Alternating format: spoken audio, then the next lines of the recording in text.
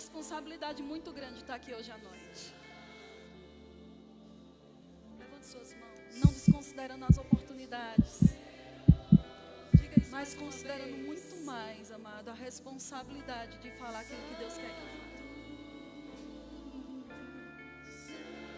Às vezes nós precisamos considerar a seriedade que é de trazer e ser portador da palavra de Deus. Glória a Deus. Deus é bom demais, amém? Você está pronto para fazer uma festa para o Senhor? Amados, eu sei que eu tinha uma visão, uma perspectiva muito torta do que era ser crente.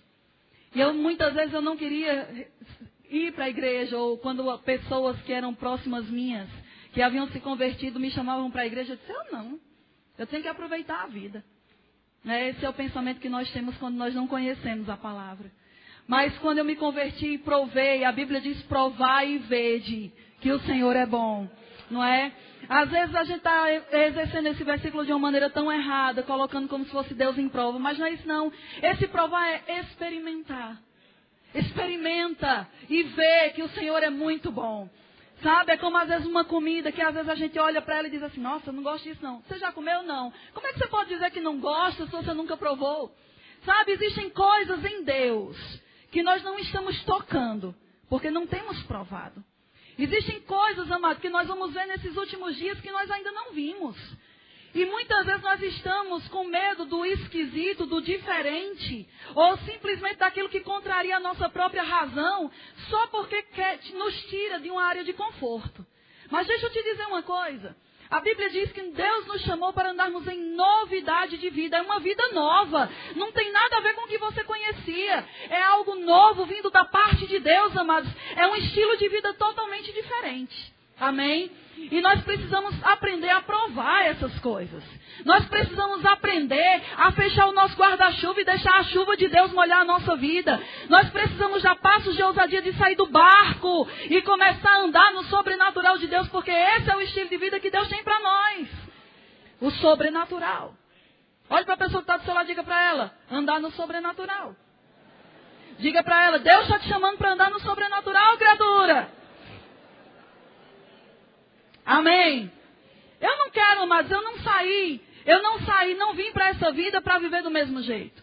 Eu não saí daquela vida que eu tinha para ficar no natural, porque o natural eu já tinha. Quando nós entramos numa nova proposta, é porque nós queremos mudar a vida.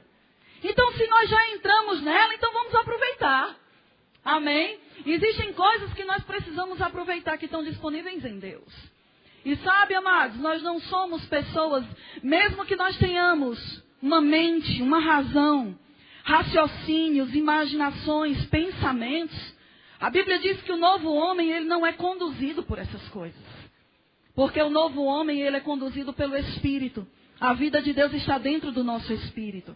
E por causa disso, nós precisamos nos alimentar da palavra para alinhar os nossos pensamentos àquilo que a palavra de Deus diz. Amém? Existe um processo até que nós venhamos a andar da maneira como Deus estabeleceu para que nós venhamos a andar. Mas muitas vezes, por nós não estarmos tendo esse processo de renovação, entendendo qual é a vontade de Deus na nossa vida, nós temos a plenitude da vida de Deus dentro de nós, mas não estamos andando ou manifestando essa vida. E amados, Deus não chamou você para ser uma luz apagada. Ele chamou você para ser uma luz, amados, que não fica debaixo da cama, mas ela é colocada num lugar alto para que todos que possam olhar para você possam ver que dentro de você existe uma luz que brilha. Amém? E nós precisamos conformar nossos pensamentos com isso. Eu lembro Deus colocou algumas coisas no meu coração que eu queria compartilhar com você. Existem algumas coisas que têm mudado minha vida e algumas concepções têm afetado.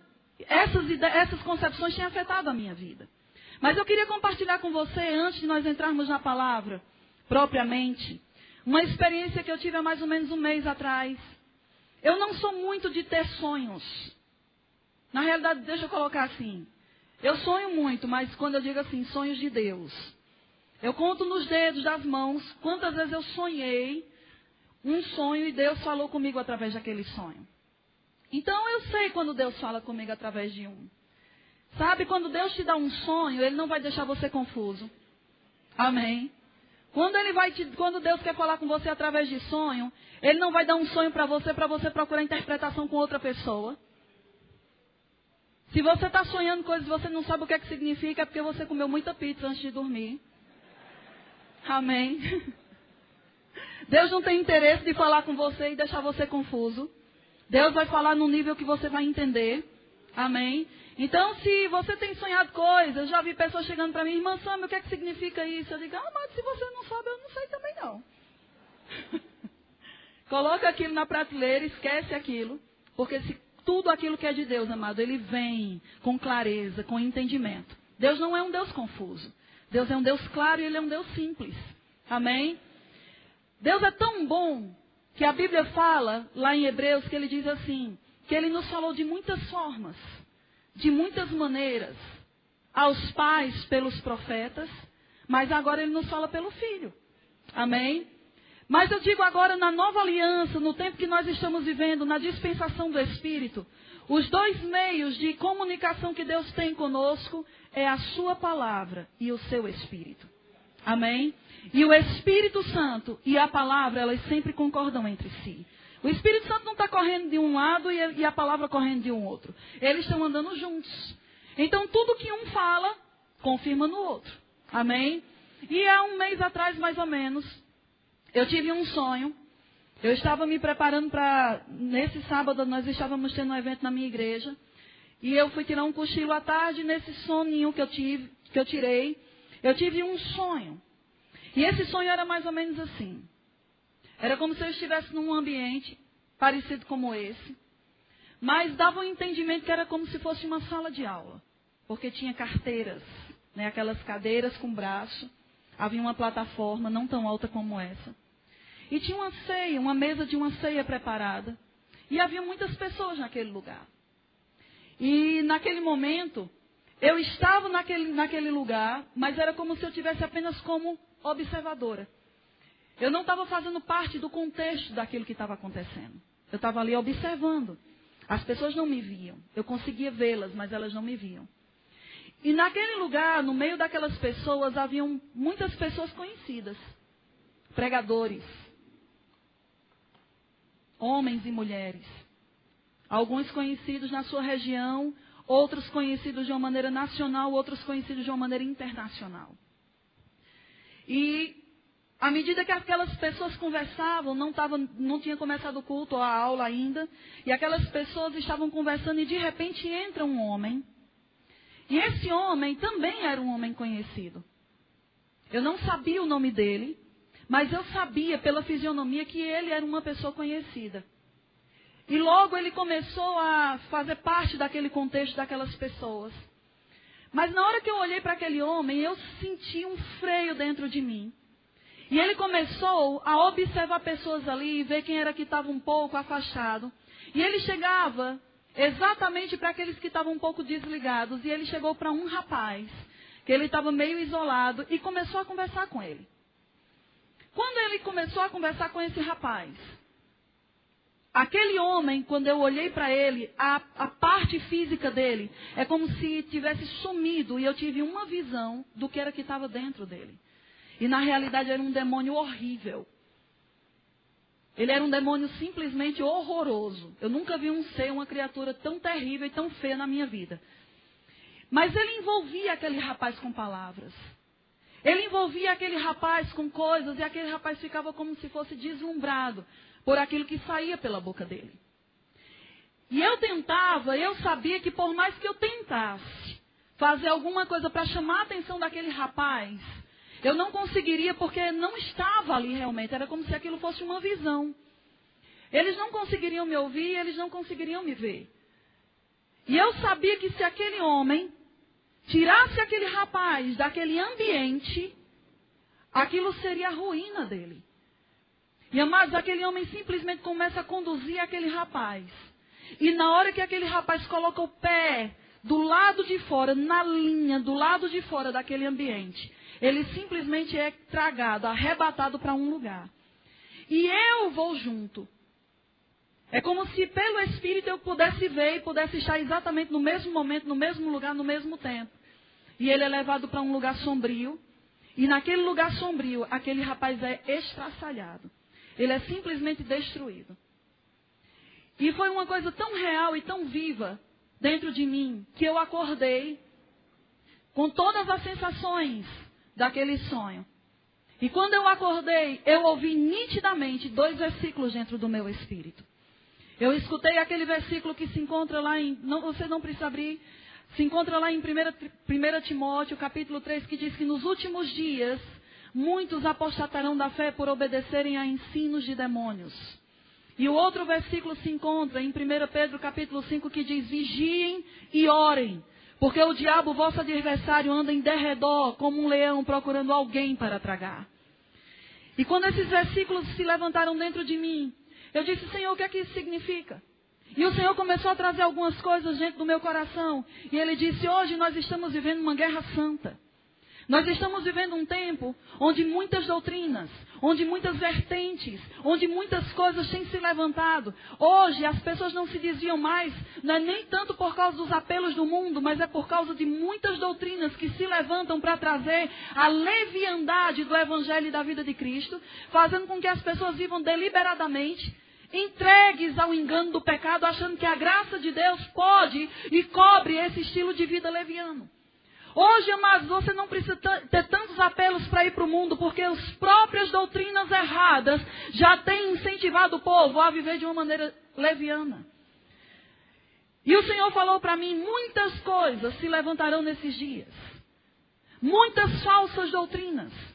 Amados, se coisas falsas não fossem entrar na igreja, os apóstolos, se você ler principalmente as epístolas, você vai ver que um dos maiores alertas de todos os apóstolos é: lembre-se, lembre-se. E sempre dizendo que é para se lembrar e dizendo cuidado, porque nos últimos dias, falsos mestres, falsos pastores, falsos profetas, falsos apóstolos se enveredarão dentro do corpo de Cristo para trazer erro. E o Senhor começou a falar comigo. Ele disse: existem maneiras do meu povo não cair nessas teias. Você, amado, sabe, às vezes a gente pensa que Deus está sendo pego desprevenido. Mas quando Deus falou para o povo de Israel, por exemplo, Deus disse para o povo de Israel: eu dou a terra de Canaã para vocês. Eu já dei. Ele não disse eu vou dar, ele disse eu já dei. Deus, ele tem atributos. E um desses atributos é onisciência, onipresença. Será que quando Deus disse que Deus daria a terra de Canaã para aquelas pessoas, Deus não sabia que haviam gigantes lá? Deus sabe. Deus sabe. Mas, amados, o que significa isso? Que mesmo Deus sabendo, Ele já proveu recursos para que nós pudéssemos completar aquilo que Ele havia determinado. Nós estamos pensando que Deus foi pego desprevenido. Nós estamos achando que essas coisas que estão acontecendo dentro da igreja e na vida de pessoas é novidade para Deus. E não é. Tanto não é que Deus já proveu. Ele disse, o diabo vai levantar por aqui, mas eu já tenho a provisão por aqui. E que se a minha igreja se apropriar da provisão que eu já deixei para ela, eles não serão envolvidos nem engordados por nenhum engano. Olhe para a pessoa que está do seu lado e diga para ela: você não precisa ser enganado. Nós precisamos atentar para a palavra e ver. A Bíblia diz que nos últimos dias, além dos falsos ministros que se levantariam, ele diz também que o diabo se transformaria até mesmo em anjo de luz. Para quê? Para enganar quem? Os escolhidos. Quem é o escolhido? Diga: eu sou escolhido. Em outras palavras, o Espírito Santo, através do apóstolo Paulo, estava dizendo que o diabo hoje, ele quer, amado, passar por uma aparência de aceitável. Porque quem é que vai repreender um anjo? Ai! Quem é que vai repreender um anjo? Se um anjo aparecesse diante de você, amado, é capaz de você até se prostrar e adorar ele. Está errado, viu? Não adore anjo, não. Nós adoramos ao Senhor. Mas em outras palavras, Paulo estava dizendo que ele está fazendo coisas para se passar por aceitável. E uma dessas coisas que está se tornando aceitável são doutrinas que parecem verdade. Porque pior do que uma mentira é uma meia-verdade. Uma coisa falsa, ela tem aparência de verdade. Se você olhar, amados, notas falsas se parecem muito com verdadeiras. E só uma habilidade para reconhecer é que pode discernir o verdadeiro do falso. E essa habilidade, amados, ela não é tão na cara assim. Se as coisas falsas fossem tão grotescas, nós imediatamente já rejeitaríamos. Rapidamente. Se o diabo aparecesse na nossa frente como o diabo, talvez alguns correriam, outros cairiam no chão. Mas geralmente os crentes que têm consciência da autoridade que têm, o que é que fariam? Saia daqui em nome de Jesus. Mas um anjo você não repreende. E eu costumo dizer que nos últimos dias o diabo, ele toma a forma de nada a ver. Isso é comum. Radical demais. Não tem para que isso. Esse tipo de expressões é exatamente aquilo que o diabo quer que você pense. Porque não é demais ser crente. Não é demais ser santo. Pelo contrário, a Bíblia diz: aquele que é santo, santifique-se mais. Aquele que é puro, purifique-se mais. Porque nunca é demais ser, amado, quando eu digo santo, é santificação. Santo você já é, mas nunca é demais o processo de santificação, porque quanto mais você conhece, mais sabe que tem coisas que você pode alinhar. Mas você é quadrado. Quando você ouvir isso, dê glória a Deus, porque a Jerusalém Celestial ela é quadrada, então só entra lá quem tiver a forma dela.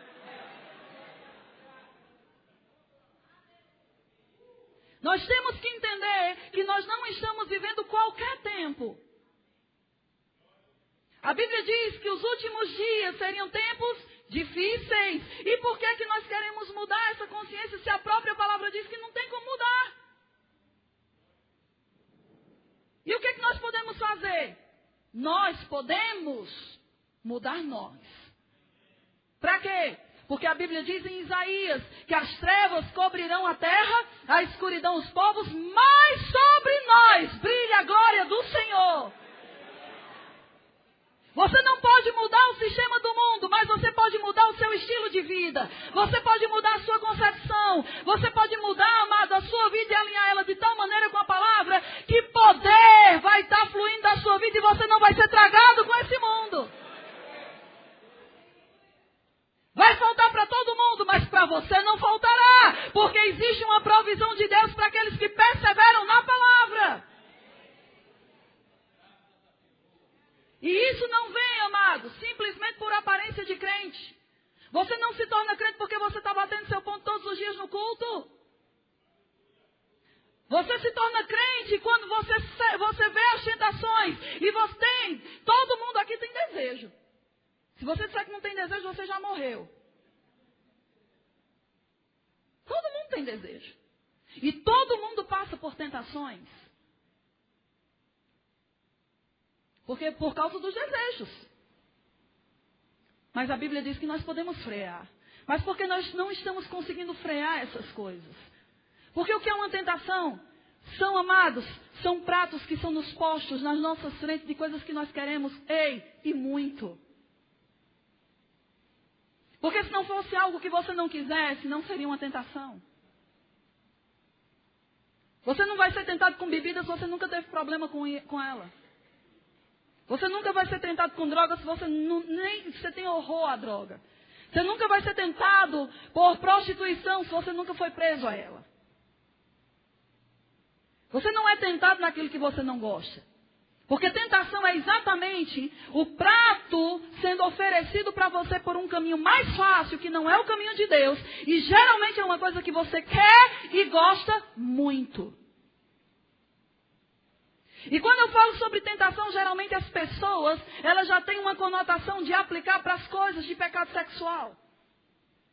Mas, amado, sabe que riquezas,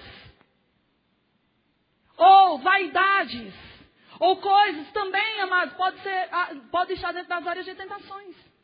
Porque a Bíblia fala sobre concupiscência da carne, mas ela também fala sobre concupiscência dos olhos. E ela também fala sobre soberba da vida.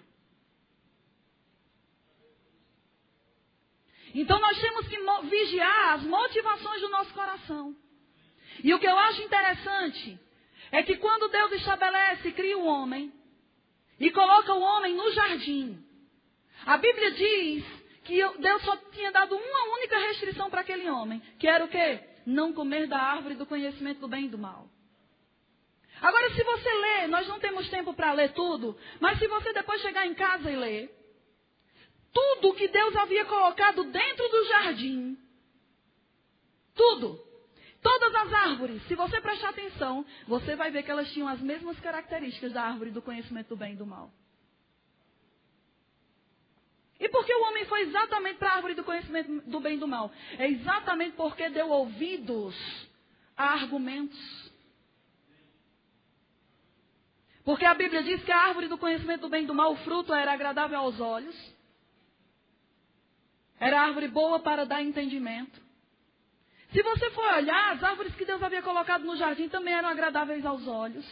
Você vai ver as mesmas características. Mas por que ele quis exatamente aquela que era errada? Não é que ele foi exatamente, não, eu sou do contra, eu vou exatamente na que não pode. Não, é porque ele deu ouvidos a quem estava lá. E sabe, amado, Deus, isso mostra o quê? Que Deus tem uma provisão dentro do que você deseja, mas vai ser pelo caminho dele, pela forma dele, no tempo dele. Porque Deus não iria construir uma coisa somente para você ficar lá. Ah, Deus criou somente para eu ter desejo e nunca vou poder alcançar aquilo ali. Não, amado. Deus criou coisas aprazíveis, tanto quanto aquilo que você está olhando do lado errado, mas vai vir do lado bom, do lado certo, no tempo certo. E a Bíblia diz que aquele caminho que Deus trilhou, para que nós andássemos, para receber aquilo que provém dele, é bom e não acrescenta dores. Não vai ter perdas, não vai ter peso. Mas esse caminho requer de nós o quê? Perseverança. Obediência. O diabo sempre vai mostrar o caminho do atalho, que é sempre mais fácil. Mas no final daquele caminho vai ter dores, porque aquilo é paliativo, é passageiro. Mas a bênção que Deus dá, amado, ela é eterna, ela é permanente, porque Deus não vai dar coisas apenas para você provar por milésimos de segundos e depois você ficar com mais vontade ainda. O que Deus promove na nossa vida, Ele nos supre. É uma realização por dentro. O diabo, quando ele nos dá, quanto mais nós não entramos na dele, mais sentimos falta do que ele tem para dar. É como drogas. Mas deixa eu te dizer isso. Existe um meio pelo qual nós vamos discernir essas coisas. E é por meio de quê? Dos dois meios de comunicação que Deus nos deu. A sua palavra e o seu espírito. E o Senhor falou para mim. A Bíblia fala lá em 1 João capítulo 2, versículo 20 e versículo 27. A unção que dele recebestes permanece em vós. Diga: a unção que eu recebi dele permanece em mim. E ele continua dizendo: essa unção que está dentro de você, que você recebeu dele, ela é verdadeira, ela não é falsa, e ela te ensina a respeito de todas as coisas. Todas as coisas. Se essa unção que está dentro de nós, já está dentro de nós. Muitas pessoas ficam atrás de coisas, eu quero a unção, eu quero a unção. Amado, a unção está dentro de você. E quando você utiliza dela dentro de você, você vai ter ela fluindo para satisfazer e para suprir você. Porque a unção já está dentro de nós. Mas muitas vezes nós não estamos vendo a manifestação do trabalho dela dentro de nós, porque não estamos dando atenção para ela. Para o que ela diz, para o que ela mostra. Porque não tem como escutarmos do Espírito quando a nossa mente está tão perturbada e a nossa carne está sendo tão alimentada. Nós precisamos ter sensibilidade porque a voz do Espírito, ela é suave. Ela não é gritante como a voz da nossa carne, nem a voz das nossas emoções.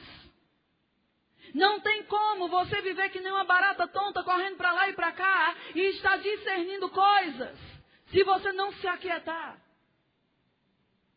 E como é que nós nos aquietamos? Colocando o nosso pensamento em cima daquilo que a palavra de Deus diz. A Bíblia fala que a palavra de Deus é como uma âncora para a nossa alma. Ela segura a nossa alma de sair doida, desembestada, perdendo o rumo e as estribelas quando as coisas vêm sobre nós. E quando você tem uma palavra, ela vai segurar a sua alma. Você não vai sair por aí falando qualquer coisa, pensando qualquer coisa ou agindo de qualquer maneira, porque essa palavra segura você. Mas, amados, como é que nós vamos nos comportar e agir da maneira como Deus quer, se nós não estamos semeando por dentro? Hoje nós estamos vivendo um evangelho onde o ter está sendo mais importante do que o ser. Só que você sabia que tudo isso que você tem vai ficar? Porque isso não é eterno. Nós estamos semeando em coisas que não têm peso de eternidade. E com isso eu não estou dizendo que é errado você crer em prosperidade ou você ter coisas boas. Não, querido, é bom ter coisas boas. A Bíblia diz, se quiseres me ouvir, comerei o melhor dessa terra. Mas nós não podemos inverter a prioridade das coisas. A prioridade é, busca em primeiro lugar o reino de Deus e a sua justiça. E todas essas coisas vão ser acrescentadas. Não diz para você buscar essas coisas, diz que você busca o reino e essas coisas quando você, chegou? Nossa, nem vi. Porque aquele que busca o Senhor, bem nenhum lhe falta, amado. Aquele que busca o Senhor, você vai andando, você vai seguindo a palavra, seguindo as direções da unção dentro de você. E quando você vê, você vai ser surpreendido pelas bênçãos do Senhor, alcançando sua vida, chegando para você e te surpreendendo. Ele diz, os gentios é que pensam nessas coisas. E a Bíblia diz em Colossenses capítulo 3, mas nós devemos pensar nas coisas do alto. Nós devemos buscar o que é do alto. Irmã Samia, mas eu tenho que trabalhar. Trabalhe pensando nas coisas do alto. Estude pensando nas coisas do alto. E eu vou te dizer, quando você ativar a vida de Deus dentro de você, você se torna o melhor empregado naquela empresa. Você vai se tornar, mas ativar a luz de Deus que está dentro de você e Deus vai começar a te dar estratégias, coisas que você vai resolver que ninguém estava conseguindo resolver por causa da luz do Senhor, a iluminação do Senhor, a sabedoria do Senhor brilhando dentro de você e você vai sobressair naquele lugar e você vai ser promovido. Quando você ativa as coisas por dentro, a unção começa, amados, a crescer dentro de você, as pessoas vão começar a dizer, tem um monte de vendedor, mas eu quero aquele. Amém. Perdeu a oportunidade. Eu sei que ali até tem um precinho melhor, mas eu quero comprar naquela loja. Sabe por quê? A unção atrai. Eu vou dizer de novo, a unção atrai. A vida de Deus ativa dentro de você vai atrair coisas, amados. Por quê? Porque você está deixando que aquilo que está dentro de você esteja ativo, crescendo e se manifestando através de você como uma candeia colocada sobre o poste. Como nós vamos discernir as coisas? Pelo Espírito e pela palavra. Agora veja só. Como eu estava dizendo, muitas coisas estão se levantando dentro da própria igreja. Hoje o diabo ele está com a aparência de coisas aceitáveis. Nós não precisamos, amados, ir tão longe para ver coisas e para ver pessoas que estão se enveredando por conceitos errados. Os próprios erros nos últimos dias vão sair de dentro das próprias igrejas. Mas para aqueles que têm o Espírito e têm uma vida na palavra, eles não serão enganados. Eles não serão. E nós precisamos entender que Deus nos deu recursos. Deus não está sendo pego de surpresa com essas coisas. Porque ele disse, nos últimos dias essas coisas aconteceriam mesmo. Mas vocês precisam acordar, porque nós estamos vivendo um estilo de vida da igreja de 10 anos atrás. E nós não estamos mais há 10 anos atrás. Se o diabo mudou as estratégias dele, nós precisamos acordar e entrar na estratégia que Deus tem para a nossa vida para os últimos dias. Abra sua Bíblia, por favor, em 2 Coríntios capítulo 10. 2 Coríntios capítulo 10 diz o seguinte, versículo 1. E eu mesmo, Paulo, vos rogo pela mansidão e benignidade de Cristo, eu que na verdade, quando presente entre vós, sou humilde, mas quando ausente, ousado para convosco. Sim, eu vos rogo que não tenha de ser ousado quando presente, servindo-me daquela firmeza com que penso, devo tratar alguns, que nos julgam como se andássemos em disposições de mundano proceder. Aí ele diz, porque embora andando na carne, não militamos segundo a carne. Aí ele diz, nossa, Paulo andava na carne. Você tem uma carne, você tem um corpo, é isso que ele está dizendo. Que embora nós tenhamos um corpo e andemos num corpo, nós não agimos segundo esse corpo. Amém? Nós não estamos fazendo coisas segundo a carne. 4. Aí ele diz, por quê? Porque as armas da nossa guerra, ou da nossa milícia, elas não são carnais mais. No mundo, as suas armas eram carnais. Mas agora, amado, elas não são mais carnais, porque você agora não é mais uma pessoa que deve andar pela carne. Você é uma pessoa agora que deve ser andada e governado pelo Espírito. Aí ele diz, porque as armas da nossa milícia não são carnais, e sim poderosas. Diga, eu tenho uma arma poderosa. Não, você está horrível na sua confissão. Você não está falando, da maneira como você está falando e com a expressão com que você está dizendo, parece que você tem um canivete espiritual. Diga, eu tenho armas poderosas. Querido, você precisa lembrar disso quando o diabo vier trazer bombas sobre a sua cabeça. De lembrar que aquela bomba não é nada, é fichinha, por causa da comparado às armas poderosas que você tem. Armas poderosas em Deus. Aí ele diz, para quê? Para destruir o quê? Fortalezas, anulando o quê? Nós, sofismas e que mais? E toda altivez que se levante contra o conhecimento de Deus. E levando cativo todo pensamento à obediência de Cristo.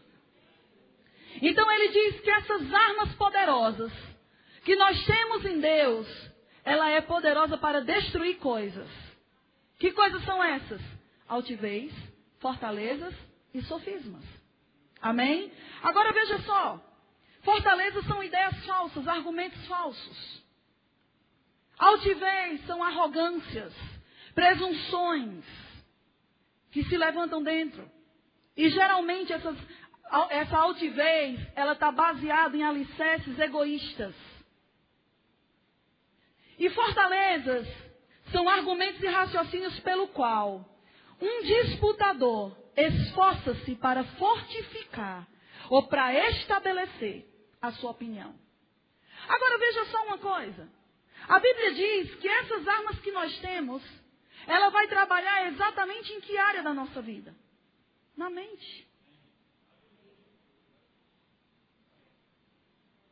Por quê? Ele diz aqui. E toda altivez que se levante contra o conhecimento de Deus e levando cativo todo pensamento à obediência de Cristo. Agora deixa eu te falar uma coisa. Uma vez eu estava ministrando sobre esse versículo e estava pensando a respeito dessa palavra fortalezas. Uma fortaleza é algo mais ou menos assim. Tem algum... Deixa eu pegar aqui.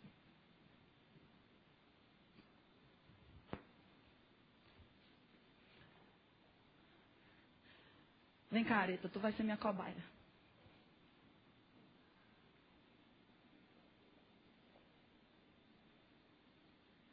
Geralmente, quando nós escutamos a palavra fortaleza, nós imaginamos o quê? Um castelo com uma muralha ao redor.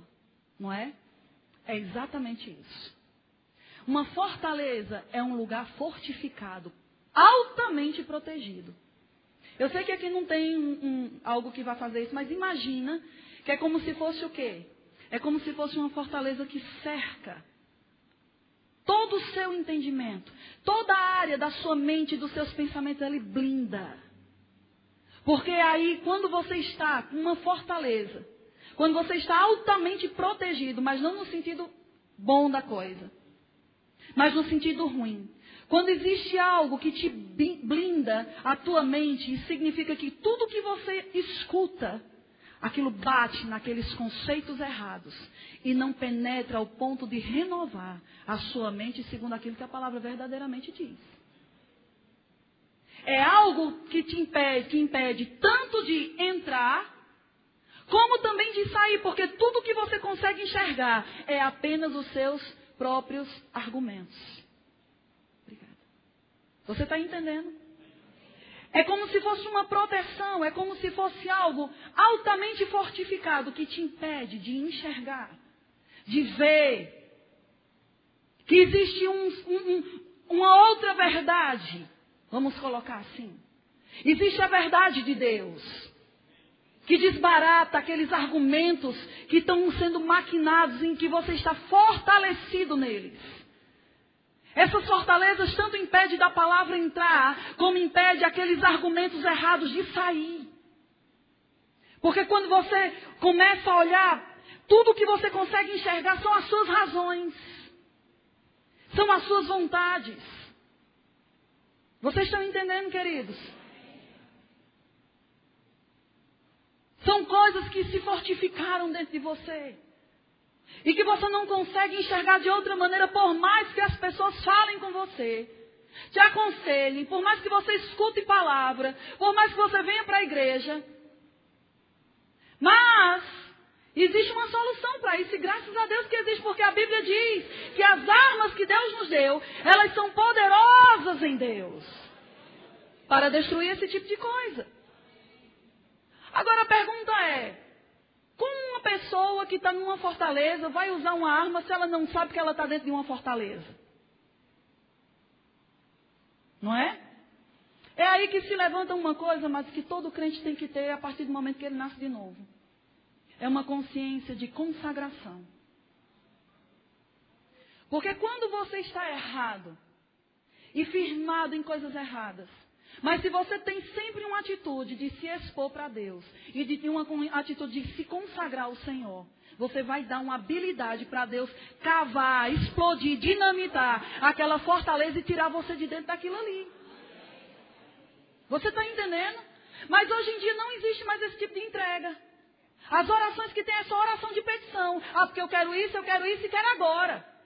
E muitas vezes nós só entendemos a questão da consagração quando chega dia 31 de dezembro, porque está virando o ano, aí a gente diz, Senhor, eu estou consagrando minha vida, meus projetos a Ti, que esse novo ano seja como Você quer. Mas aquilo é da boca para fora porque nós não andamos de acordo com aquilo que falamos.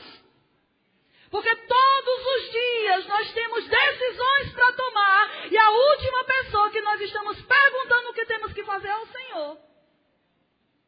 Você está comigo, amado? E aí você anda por caminhos, quebra a cara e depois coloca a culpa no Senhor, porque você diz, mas Senhor, eu sou teu filho. E Deus não tem nada a ver com isso. Porque Ele colocou uma unção dentro de você que ela é verdadeira. Para te avisar, para te ensinar, para te corrigir, para te admoestar, para te mostrar o caminho certo, mas você não se expôs a ela. Você está comigo? E aí o que é que acontece? Aquilo está nos cegando. Mas o que eu mais vejo hoje em dia são crentes que estão vivendo segundo seus próprios argumentos, as suas próprias razões, que estão andando segundo as suas próprias ideias, e por causa disso se criam doutrinas baseadas nos egoísmos e nas próprias concepções, porque eles não querem mudar naquela área. E aí eles tentam contornar a palavra de uma maneira que venha respaldar aquele estilo de vida totalmente leviano e carnal. Ei, Jesus não vai voltar para uma igreja leviana. Jesus vai voltar, mas para uma igreja que anda no peso da sua glória, na santidade, na reverência e no temor. Não é uma igreja que anda deliberadamente, doutrina que não puxa cada vez mais de você comprometimento e santidade, não é doutrina do evangelho verdadeiro. Aleluia! Como nós vamos salvar-nos de nós mesmos? Com atitude por dentro, de entrega. Eu gosto de uma passagem do Salmo 139, que Davi diz assim: Senhor, veja se há em mim algum caminho mau e guia-me pelo caminho eterno. Sabe, amados, eu acredito que quando Davi falou aquilo, é porque dentro da própria perspectiva dele, ele estava andando certo. Mas ele não confiava na sua própria habilidade de julgamento, então ele disse: Senhor, se escapou alguma coisa da minha avaliação, eu dou a você a liberdade de me mostrar qual é o caminho certo. Porque muitas vezes, dentro da maneira como nós somos criados, e dentro desses sofismas e fortalezas, amado, nós podemos achar que nós temos razões, e que nós estamos certos. Mas está errado. E eu vou te dizer uma coisa, pode ser até mesmo que algumas coisas sobre as quais você tem se posicionado realmente esteja errada, mas a questão não é o erro, a questão é a maneira como você está usando para resolver o que está errado. Porque não é mais segundo a carne. A nossa vida hoje, a nossa fala hoje, as nossas ações hoje, o nosso procedimento hoje tem que ser movido pelo Espírito. E quando é pelo Espírito, amado, é a justiça de Deus que se estabelece, não a nossa própria. Não é o nosso jeito, não é da nossa maneira. É como Deus quer. E se não houver essa atitude de consagração, nós não permitimos ou não vamos dar espaço para Deus nos tirar dessas fortalezas. Por isso ele disse, dentro da minha avaliação, dentro do que eu aprendi. Sabe, uma vez um pastor amigo meu estava compartilhando comigo o seguinte. Ele disse que uma mulher veio pedir aconselhamento, queria que o pastor chamasse o casal para o gabinete. Porque ela estava desesperada achando que ela ia se separar do marido, ia se separar dela. Mas ela não queria ser ela a chamar o marido para aconselhamento. Ele queria que aquilo surtisse como uma conversa informal. Só que aí aquela mulher, quando chegou no gabinete com o esposo e se colocou na frente do pastor, ela não conseguiu conter. Ela começou a chorar. O marido dela ficou dizendo: Fulaninho, o que tem com você? O que está acontecendo? Aí o pastor disse: minha irmã, o que está acontecendo? Por que você quer conversar? E ela disse: pastor, é porque esse homem não me ama mais. E o marido dela quase caiu da cadeira e fez: mulher, você está louca? Está doida? Por que você está dizendo que eu não te amo, mulher? Aí ele começou a dizer: como você pode dizer que eu não te amo? Eu sou um homem que sempre paga as contas. Eu nunca deixei as crianças sem escola, sem roupa, sem alimento. Eu nunca deixei de honrar as necessidades da casa nem a sua. Como é que eu não te amo? Amado, você sabe que para algumas pessoas, da maneira como elas foram ensinadas, elas acham que um homem acha que amar a família é só pagar as contas. Ei, homens, mas deixa eu te dizer uma coisa.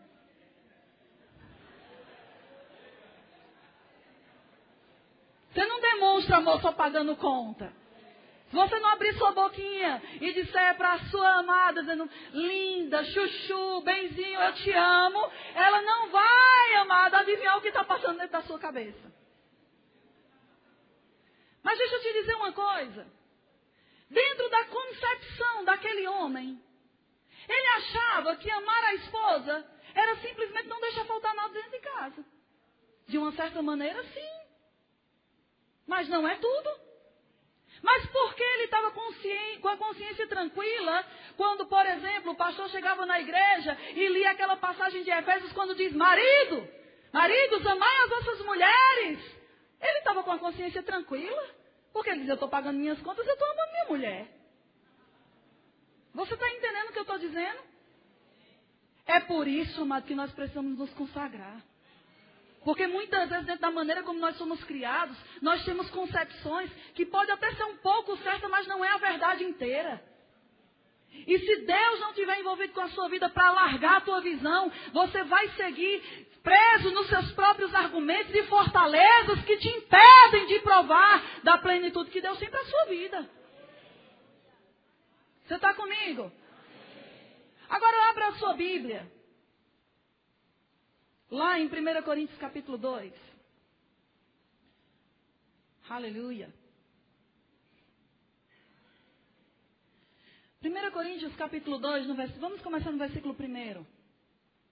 Ele diz assim, Paulo está dizendo: Eu, irmãos, quando fui ter convosco, anunciando-vos o testemunho de Deus, não o fiz com ostentação de linguagem ou de sabedoria, porque decidi nada saber entre vós, senão a Jesus Cristo e este crucificado. E foi em fraqueza, temor e grande tremor que eu estive entre vós. A minha palavra e a minha pregação não consistiram em linguagem persuasiva de sabedoria, mas em demonstração do Espírito de poder, para que a vossa fé não se apoiasse em sabedoria humana, e sim no poder de Deus. Aí ele diz: Entretanto, expomos sabedoria entre os experimentados, mas não a sabedoria deste século. Diga, sabedoria deste século. Aí ele diz, nem a dos poderosos dessa época. E ele diz que essa sabedoria desse século, ou dos poderosos, dos inteligentes, dos bambambãs dessa época, sabe para que serve? Diga. Diga de novo. Mais uma vez. Então por que você está considerando mais o que um psicólogo, o que uma pessoa do mundo está falando, mais do que a palavra? A sabedoria deste século se reduz a nada. Deus é muito mais inteligente, muito mais sábio, muito mais conhecedor, porque Ele é o Criador, amado. Ele sabe como Ele faz as coisas. Inclusive você mesmo. Então, quando pessoas dizem, mas eu acho isso, amado, se não for de acordo com o que a palavra de Deus diz, isso é nada. A sabedoria deste mundo se reduz a nada. A sabedoria deste mundo diz, guarda, guarda, poupa, poupa, poupa, poupa para você ter. A sabedoria de Deus diz, dai, dai, dai, dá-se-vos-á, boa medida, recalcada, sacudida e transbordante. A sabedoria deste mundo diz, quando alguém chutar a sua perna, simplesmente chuta a outra. A sabedoria de Deus diz, paga o mal com o bem, perdoa quem te faz mal, e isso fazendo amontoar as brasas vivas sobre a cabeça dele. E sabe por quê? Porque quando você anda segundo a sabedoria de Deus, existe um poder envolvido para executar aquilo que Ele diz. Diga nada. Aí ele continua dizendo, 7. Mas falamos a sabedoria de Deus em mistério. Deixa eu substituir essa palavra só para trazer um entendimento melhor.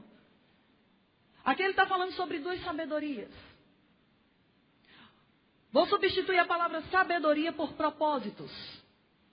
Ok? Um propósito é uma ideia. É um conceito. Então nós estamos falando sobre os propósitos dos homens, as ideias deles. E nós estamos falando sobre os propósitos de Deus, a ideia de Deus. E ele diz, mas falamos o propósito de Deus. Acho que você ainda não entendeu. Mas falamos os propósitos de Deus em mistério. Outrora oculto, a qual Deus pré-ordenou desde a eternidade para nossa glória. Propósito esse, ideia essa, que nenhum dos poderosos desse século conheceu. Porque se a tivessem conhecido, jamais teriam crucificado o Senhor da glória. Aí versículo 9. E muitas vezes eu escuto esse versículo 9, pessoas falando esse versículo 9 com voz religiosa, pegando esse versículo como um reforço para a ignorância. Dizendo, nem olhos viram, nem ouvidos ouviram, nem jamais penetrou em coração humano aquilo que Deus tem preparado para aqueles que o amam. Aleluia. Aleluia não. Porque o versículo não parou aí? Amado, as pessoas pregam que nós não temos acesso a essa ideia, que nós não temos acesso a esse propósito, que nós não podemos ter acesso a esses pensamentos. Por quê? Porque também, irmã Sânia, está escrito lá em Isaías 55, os pensamentos de Deus são mais altos que o nosso. É verdade. Mas ele não está dizendo que nós não podemos alcançar.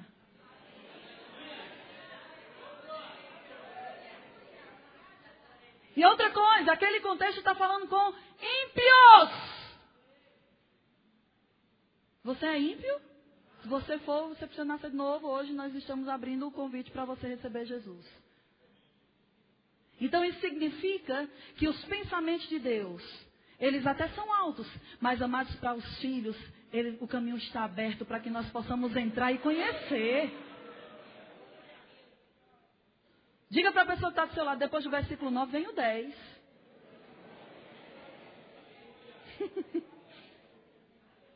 Aí ele diz, começa o 10 como? Mas, eu nunca fiquei tão feliz por um mas. Mas, Deus escondeu todas as coisas, é assim? O que é que diz, gente? Ele revelou, Ele abriu, Ele mostrou, Ele manifestou. Como é que Ele faz isso? Pelo quem? Pelo Espírito. Por quê? Vamos lá. Porque o Espírito a todas as coisas. Quantas coisas?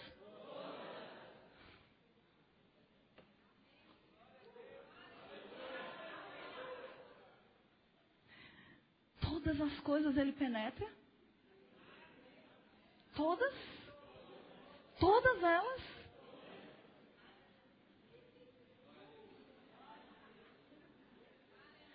Quando geralmente a gente está estudando uma coisa e a gente quer ficar bem afiado naquilo, que é que geralmente a gente diz?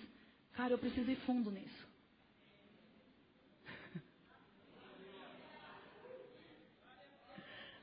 Ei, Ele foi nos lugares mais profundos. Ele conhece todas as coisas. Nada é mistério, nada está encoberto, nada é difícil, nada é não entendível. Porque Ele penetra todas as coisas. E para você ter noção, até a área de atuação do Espírito Santo é até onde? Ele penetra até mesmo as profundezas de Deus. Agora preste atenção. Aí ele diz, pois qual dos homens sabe as coisas do homem, senão o seu próprio Espírito que nele está? Assim também as coisas de Deus, ninguém as conhece, senão o Espírito de Deus. Ora, nós não temos recebido o Espírito do mundo, e sim o Espírito que vem de Deus. Para quê? Para o quê? Diga de novo. Para que o quê? Conheçamos o que por Deus nos foi dado o quê?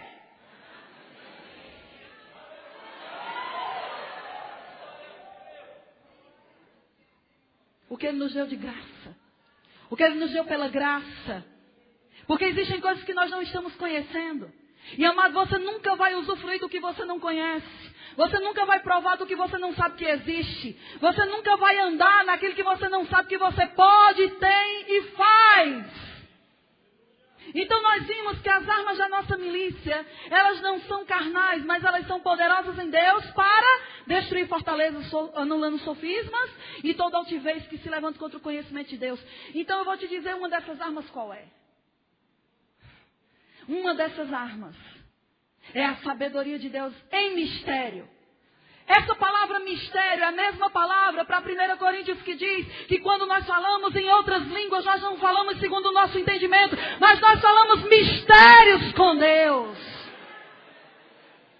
É a mesma palavra que se refere ao falar em outras línguas. Porque o falar em outras línguas é um dom de revelação. Revelação de quê? É revelação arrepio. Não, é revelação do propósito, da sabedoria, da ideia, do plano, do projeto que Deus tem para a nossa vida. Você pode pensar que a oração em outras línguas é só para dizer que você é pentecostal. E não é.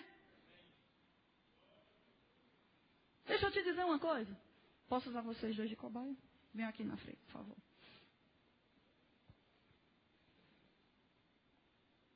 A gente não está usufruindo, fica aqui desse lado. A gente não está usufruindo do benefício da oração em outras línguas porque não sabe o que significa. E é mais aquilo que você não pode liberar fé com entendimento, você não usufrui do benefício daquilo. Nós vimos que o Espírito Santo, onde é que o Espírito Santo está dentro? Onde é que o Espírito Santo está hoje? A Bíblia diz em João 14 que ele é o nosso ajudador. O Espírito da verdade, que te guia a toda a verdade. Ele é a verdade em João 14 e ele é a unção em 1 João 2. Ele é aquele que nos guia. Ele é aquele que nos fortalece. Ele é aquele que nos revela. E onde é que ele está? Dentro de nós. A Bíblia diz que ele foi colocado para ser o outro substituto. Exatamente como Jesus. Jesus revelava o plano de Deus, Jesus falava as palavras, Jesus guiava, Jesus fortalecia, Jesus fazia todas essas coisas. E quando ele disse, estou indo embora, os discípulos, pelo amor de Deus, Senhor, não vai não. Só 3 anos que você está com a gente, não vai agora não. A gente esperou 6.000 anos, ou 4.000 anos, pela promessa. 4.000 anos de espera para passar apenas 3 anos, mas não vai de jeito nenhum. Ele disse, convém que eu vá, porque se eu não for, o outro não pode vir. Aí ele disse, gente, é melhor que eu vá. E sabe por quê? Porque hoje, cada um de nós individualmente podemos ter o outro dentro de nós. Só que aí ele diz o quê? Que o Espírito da verdade nos guiaria a toda a verdade. Ele diz também que o Espírito Santo que está dentro de nós, ele nos assiste em nossas fraquezas. Não é assistir de ficar só olhando. É de assistência. Diz que ele conhece o coração do homem. Ele sabe o que está dentro de você. Mas ele também diz, a palavra de Deus também diz que ele penetra até mesmo as profundezas de quem? De Deus. De Deus. Então isso significa que essa ideia, esse projeto, o que é uma fraqueza? É uma limitação. Ignorância pode ser uma fraqueza. Falta de direção é uma fraqueza. Falta de entendimento da palavra é uma fraqueza. Não conseguir vencer uma tentação também é uma fraqueza. Fraqueza é tudo aquilo que limita você e prende você dentro de um ambiente fechado e te impede de se tornar aquilo que Deus diz que você já é. E diz que o Espírito Santo, ele te ajuda te tirando dessas fraquezas. Agora, uma das maneiras que ele faz isso, através da oração em outras línguas. Então, como é que acontece? Vamos dizer que eu sou o Espírito Santo. Você vai ser Deus. Aleluia. E tu é tu mesmo.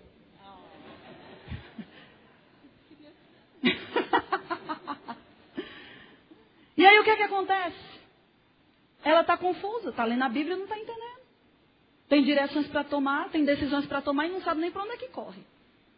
Aí está lá, agoniada, com as mãos na cabeça. Vamos despertar a veia artística. Vai. Vai. As mãos na cabeça. Para lá e para cá. O que é que eu faço? Meu Deus do céu. Eu acho que eu vou ligar para fulaninha. Eu acho que eu vou ligar para o pastor orar por mim. Ai, meu Deus do céu. Senhor, me ajuda. Senhor, tem misericórdia. Sangue de Jesus tem poder. Não é assim? Aí está lá. Aí tem uma pessoa. Abre a boca. Ai, meu Deus do céu. Não, não é desse jeito, não. Está presa em sofismas, não consegue ver a resposta. Está presa em fortalezas, nos seus próprios argumentos, na sua própria maneira natural de pensar. Mas aí o que é que acontece? Ela lembra da ministração do domingo à noite.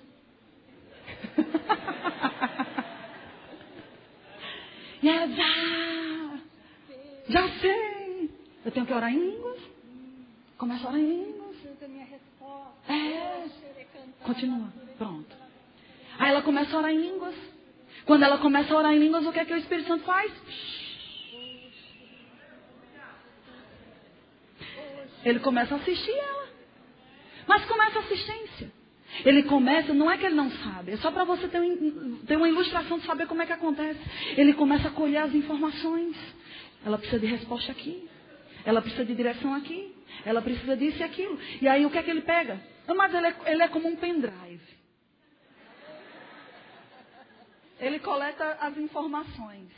E aí ele pega, coleta as informações. Aí vem agora. Ele vai ali na fonte, porque diz que Deus é a fonte de toda sabedoria e conhecimento.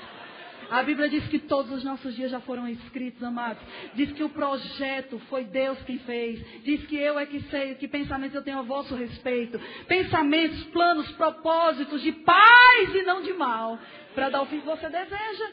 Deus é a fonte de toda sabedoria. Ele conhece todo o plano, todo o propósito que Ele arquitetou para a nossa vida. Ele sabe. Aí o que é que acontece? Enquanto você está orando em outras línguas, você está dando a condição do Espírito Santo trabalhar em seu favor. Aí o Espírito Santo vai até a profundeza de Deus, vai lá naquele centro de informações que existem do coração de Deus. Vai no arquivo, abre a gaveta, pega a pasta que tem seu nome. Abre a pasta e começa a ler sobre você. Começa a colher as informações que vão proporcionar a você libertação naquelas áreas. Ele faz um chupa-cabra aqui de informações. Coleta tudo que Deus diz a seu respeito, tudo que Deus pensa a seu respeito, tudo que está escrito na palavra a seu respeito. E aí, amados, ele vem, e enquanto você está lá orando em outras línguas,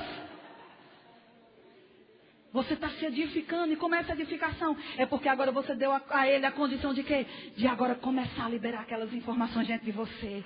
Porque agora ele vai dar uma direção, ele vai dar as informações direcionadas para você. Não é a direção da vida de outra pessoa. Não é fazer o que todo mundo está fazendo, mas é o que Deus tem para a tua vida, amado. Porque Ele viu o que está escrito a seu respeito. Ele sabe o que está escrito a seu respeito. Ele sabe o que está no pensamento de Deus sobre você. E aí Ele começa a liberar as informações. E aí o que é que acontece?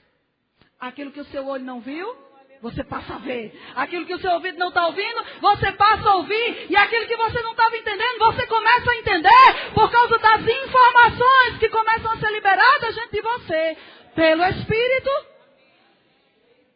E aí aquela fortaleza que estava impedindo, que por fora não estavam conseguindo romper, ela é rompida por dentro. Porque agora você conhece a verdade.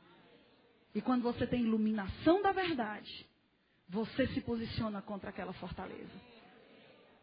Você está entendendo? Obrigada. Nós não estamos entendendo ainda o propósito do Espírito Santo na nossa vida. E eu quero terminar com isso.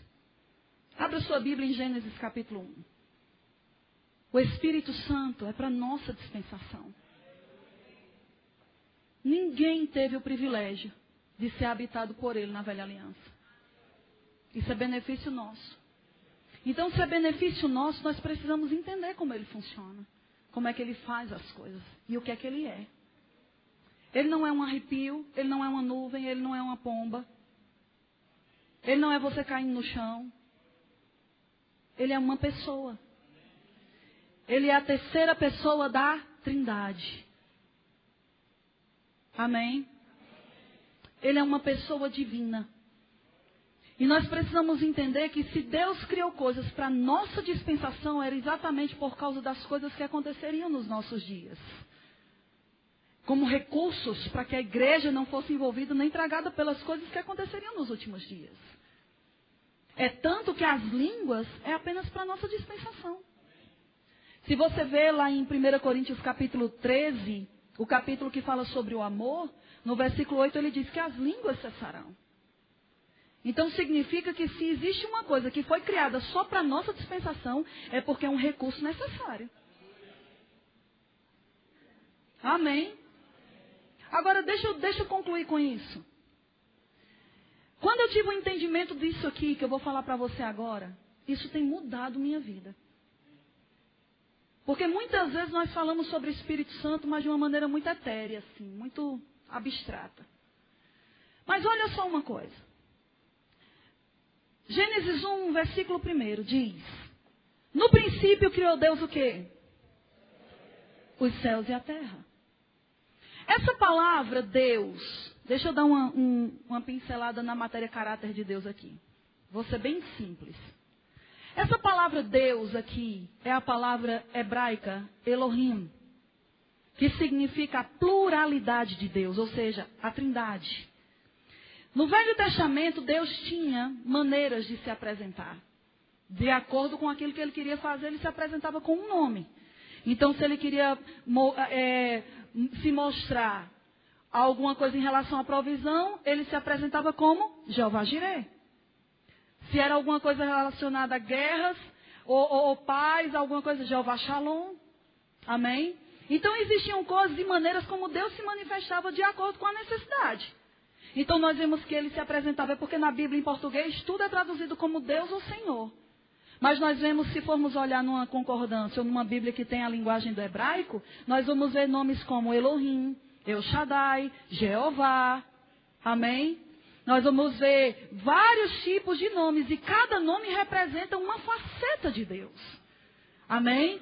Aqui, em Gênesis 1, ele é Elohim, porque aqui é a criação. E na criação a trindade estava envolvida. Amém?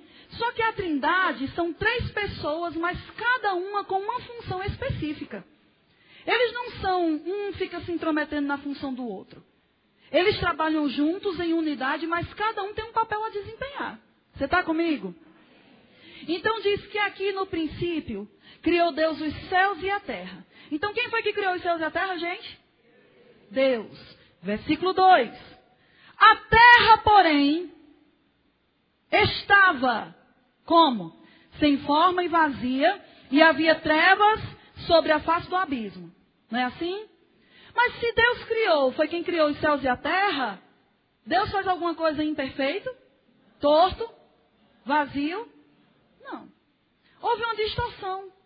Nós não vamos entrar no mérito de como foi que isso começou, nem como foi que isso ficou assim. Se você quiser saber, as matrículas do Centro de Treinamento estarão abertas no final do ano. Você pode se matricular e você vai ver isso mais claro nas matérias do Rema. Propaganda gratuita. Agora deixa eu te dizer uma coisa. Diz que a terra se tornou dessa forma. Sem forma, vazia e em trevas. Ok? Características boas ou ruins? Ruins.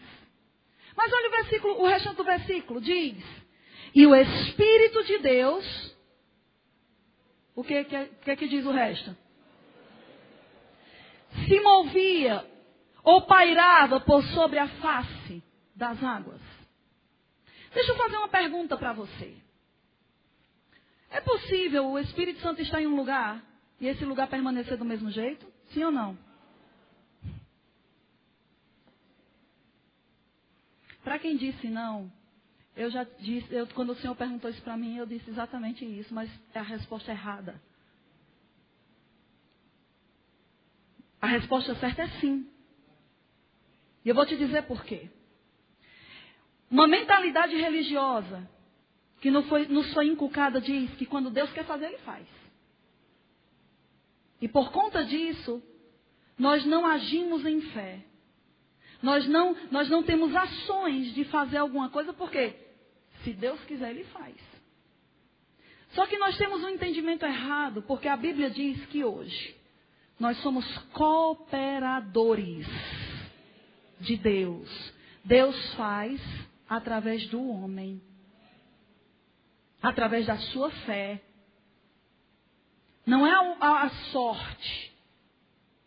Eu sei que existem atos da soberania de Deus. Mas se for comparar os atos da soberania de Deus com aquilo que Ele faz juntamente cooperando com o homem, é muito mais aquilo que Ele faz junto com o homem do que sozinho. Você está comigo?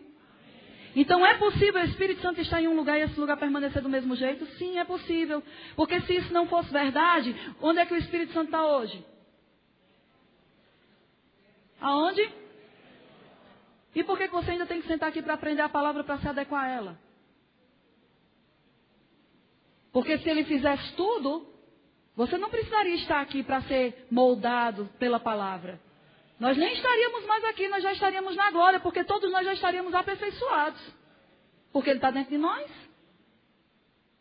Mas eu quero te mostrar um princípio aqui.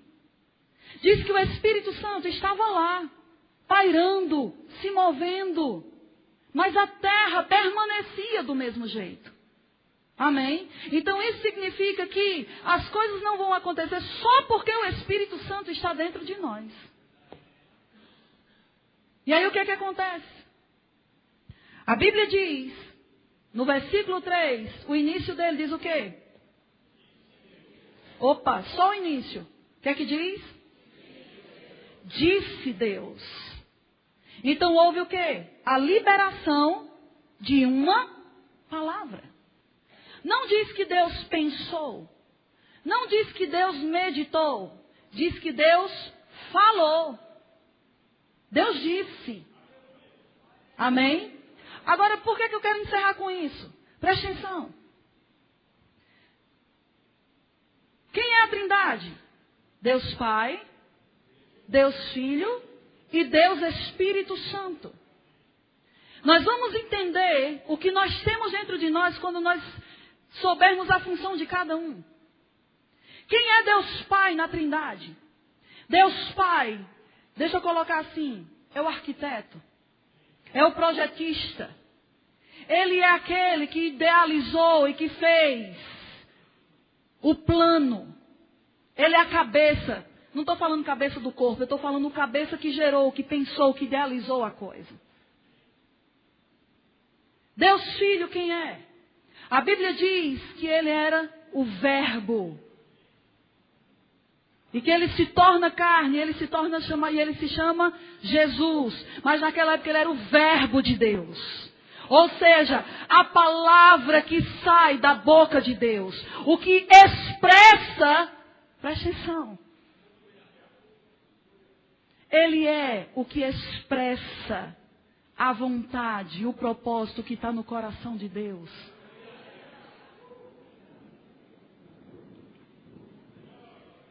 Preste atenção. Quem é o Verbo? É o que expressa o que está na mente de Deus. Quando ele se torna carne, o que foi que ele fez? Ele era a vontade expressa do Pai. Em palavras e em ações. Porque ele assume um corpo de carne. Nós podíamos vê-lo. Ou eles podiam vê-lo. Agora preste atenção. Deus é o cabeça que arquiteta as coisas. Jesus é a palavra que sai da boca de Deus. E o Espírito Santo? Deixa eu te dizer. O Espírito Santo é a terceira pessoa da Trindade que tem todo o poder. Queima eles, Pai. Tem uns que precisam ser carbonizados. Deixa eu dizer de novo.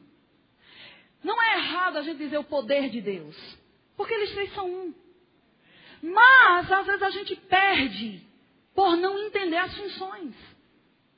Na realidade, se a gente for separar o poder mesmo, não é de Deus, Pai. É da terceira pessoa da Trindade chamada Espírito Santo. Sâmia, não concordo com isso não. Atos 10:38 diz, como Deus ungiu a Jesus de Nazaré com Espírito Santo e poder. O poder é do Espírito. O poder que abriu o mar era o Espírito. O poder que multiplicou os pães era o Espírito. O poder que fez os milagres, as maravilhas, as curas, era o Espírito. Agora era o Espírito trabalhando com quem? Com a palavra, que era Jesus.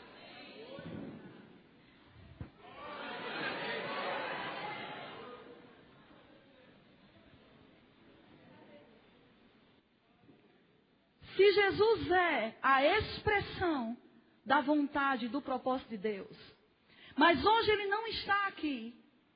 Quem é que está aqui? A palavra.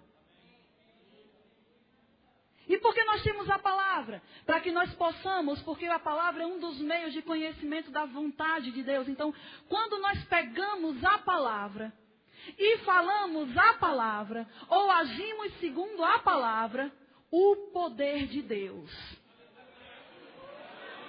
que está dentro de nós, está pronto para executar tudo aquilo que a palavra saindo da nossa boca declara, libera, ordena. Não é você que vai curar, não é você que vai multiplicar, não é você que vai transformar. Na realidade, o Espírito Santo está dentro de você, se movendo. Amado, ele não está assim não. E muitas vezes nós pensamos que ele está assim porque não sentimos. Mas ele está dentro de nós, se movendo, dizendo, ei, aquelas áreas na sua vida que estão em trevas, sem forma e vazias, aquelas coisas que você não entende. Ei, abra a boca que eu executo. Abra a boca que eu transformo. Abra a boca que eu faço. Abra a boca que eu vou confirmar a palavra que sai da minha boca, da sua boca, porque o poder para executar a palavra é do Espírito Santo.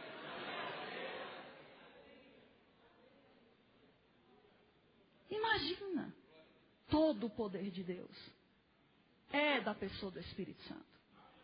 Ele é o executador de Deus. Deus disse, haja luz. E ele estava lá, pegou a palavra e executou a palavra. Como é que as coisas acontecem na nossa vida? Quando nós declararmos sobre as nossas vidas. Quando nós começarmos a declarar sobre o nosso corpo. Seja curado. Alinhe-se com a palavra. Eu estou curado. Ele está lá liberando o poder. Porque o poder funciona junto com a palavra. É por isso que tem pessoas que elas só provam de paliativos. Porque chega aqui na frente, recebe a oração. Mas não tem palavra dentro dela para a unção transformar aquilo. Amado, é inadmissível. Nós temos a terceira pessoa da Trindade dentro de nós. Que é o poder de Deus. E nós estamos andando fracos. Desprovidos de energia. Quando nós temos a hidrelétrica dentro de nós.